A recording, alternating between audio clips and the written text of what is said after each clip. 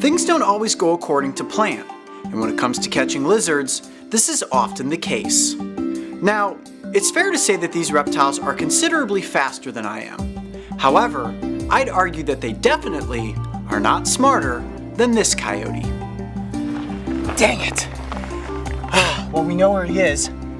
It was time to call in Plan B, the man-made monsoon. Now in the desert, when huge monsoon rains pour down, all these burrows flood, which drives animals up out of the ground. We're going to pour gallons of water into this burrow, hopefully get the desert iguana to shoot out of there, and I'll be able to catch it.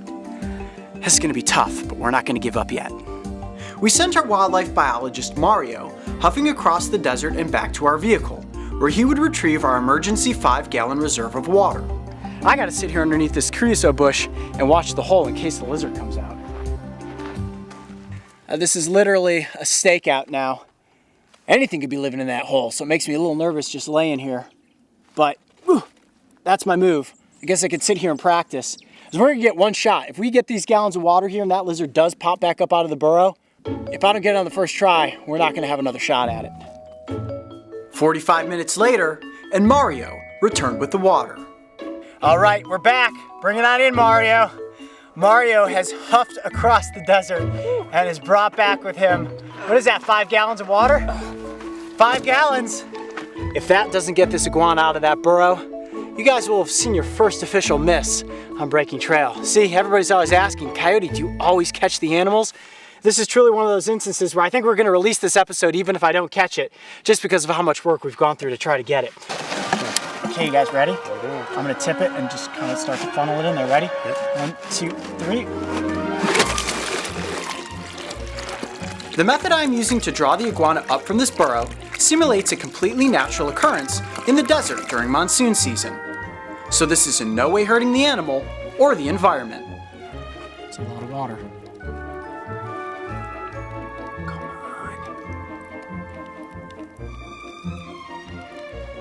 Something's moving. Something's definitely coming up. I could hear it.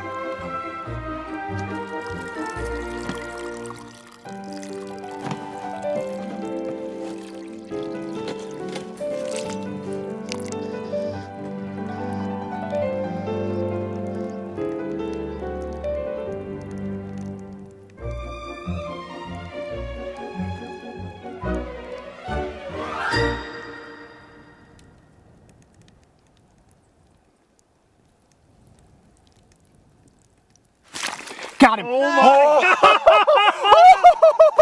Did you guys see that? Could you see his little head sticking up? Oh man, your hand's dirty. Oh my gosh.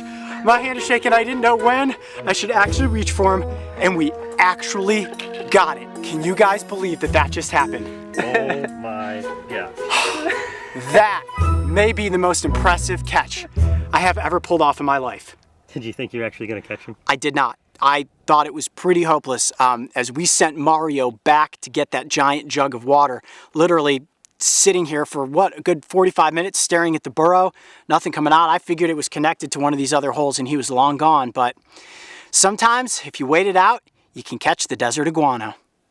Now this is a lizard species that is very active during the day. As you can see, incredibly quick as it jumped out of that creosote bush and darted into a burrow. And they're pretty docile. If you can manage to catch one of these lizards, as you can see, it's not trying to bite me. It's really just hanging out at this point.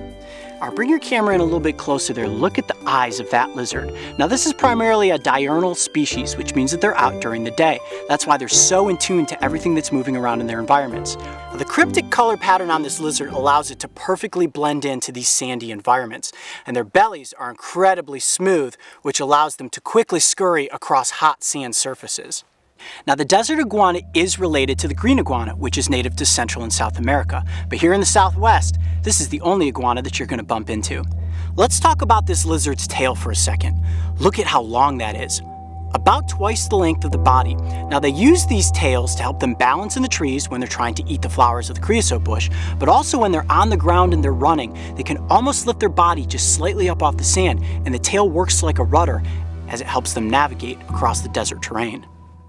Now, one of the coolest and grossest facts about this lizard is that they don't only eat those delicious little creosote bush flowers, they also eat the fecal pellets of other desert iguanas. Do you guys know what a fecal pellet is? That's a poop. You eat other desert iguanas' poop. The reason that they eat these fecal pellets is to balance out the amount of cellulose that is in their gut. So gross. Let me smell your breath.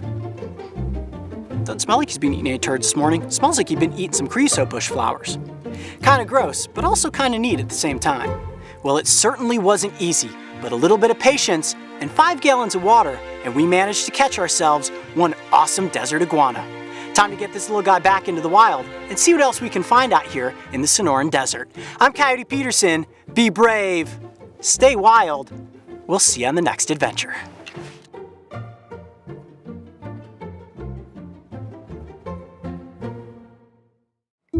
After the first miss, we definitely considered throwing in the towel, but with a little teamwork, we pulled it off. And in the end, getting up close with the desert iguana was totally worth the effort. If you thought that was one wild adventure, check out the time I was captured by the collared lizard. And don't forget, subscribe to join me and the crew on this season of Breaking Trail. Holy cow, all right, whoa, those teeth are super sharp.